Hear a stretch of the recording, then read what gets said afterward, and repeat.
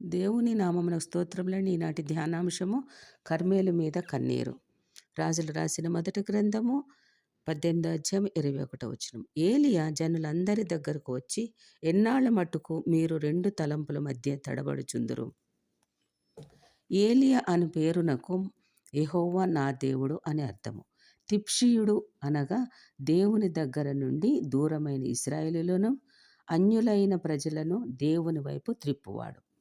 తండ్రి అయిన దేవుణ్ణి మహిమగల కార్యములు జరిగించుటకు రోషం కలిగిన ఏలియా ఎత్తైన కర్మేలు పర్వతము ఎక్కుచున్నాడు.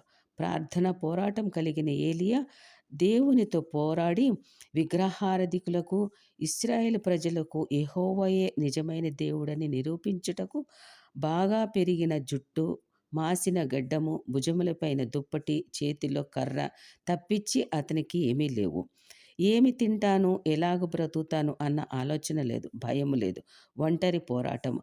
తనకున్నది ఒక్కటే ఆలోచన, నిజమైన దేవుడు యెహోవా మాత్రమేనని నిరూపించాలని పట్టుదల. కోపముతో రగిలిపోతున్నాడు. దుఃఖము, ఆగని కన్నీరు అతనికి అన్నపానములైనవి. పరమగీతము 1వ అధ్యాయం 7వ వచనంలో పరమగీత కన్యక అడుగుచున్నది, నా ప్రాణప్రియుడ, నీ మందను నీవెచ్చట మేపుచున్నావో, మధ్యాహ్నమున ఎచ్చట నీడకు వాటిని తోలుకొని పోదువో నాతో చెప్పుము అని. ఇక్కడ ఏలియాకు మేత లేదు. అంతా అడవి ప్రదేశం. పర్వతం మీద ఏమీ లేదు. కనుసైగలో కూడా కానరాని సంచారము. జనులకు ప్రార్థన అనే బలవర్ధకమైన ఆత్మీయ ఆహారము పెట్టడానికి ఉపవాసములతో సిద్ధపడుచున్నాడు. ఎండ, వాన, చలి, మంచుకు తడిసిన, ఎండిన తన ధ్యేయం ఒక్కటే, జీవము గల దేవుడు అని నిరూపించాలి. ఉపవాసములే తనకు పోరాటములో విజయమును కలుగజేస్తాయని నమ్మకము. క్రూరులైన రాజైన ఆహాబు భార్య అని యెజెబెలు చేతి నుండి ప్రజలను విడిపించాలని పట్టుదల. క్రూరులైన ఆహాబు, యెజెబెలు రాజ్యమును కూలిపోవాలి. దేవుని రాజ్యము శాశ్వత రాజ్యమని, అదే నిత్యత్వమునకు మార్గమని నిరూపించాలి. అందుకే ఆమోస్ ప్రవక్త అలంకార రూపకముగా ప్రకటించుచున్నాడు. కాపరులు సంచరించు మేత భూములు దుఃఖించుచున్నవి. కర్మేలు శిఖరము ఎండిపోవచ్చున్నవి. వారు కర్మేలు పర్వత శిఖరమున దాగినను నేను వారిని వెదికి పట్టి అచ్చట నుండి తీసుకుని వచ్చేదను. ఆమోసు గ్రంథం 1వ అధ్యాయం 2వ వచనము, అదేవిధంగా 9వ అధ్యాయం 3వ వచనము. యెజెబెలు యెహోవా ప్రవక్తలను నిర్మూలము చేయుచుండగా ఆమోసు ప్రవక్త ప్రవచనం ఇది. కర్మేలు శిఖరముపై బలిపీఠములు ఎండిపోవచ్చున్నవని బాధపడుచున్నాడు ఆమోసు కూడా. ఇంతగా ఏలియా రోషము కలిగి ఉండుటకు కారణము, ఇశ్రాయేలు ప్రజలకు అక్కడ ఎలాంటి పరిస్థితి అంటే సస్యశ్యామలమైన దేశముగా ఉంది.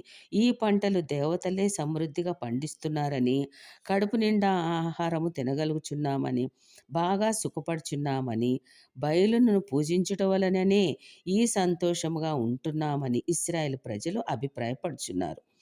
ఆ దేవుడి కన్నా ఈ దేవతలు వలన సుఖపడుచున్నామని దేశమంతటా చెప్పుకొంచున్నారు.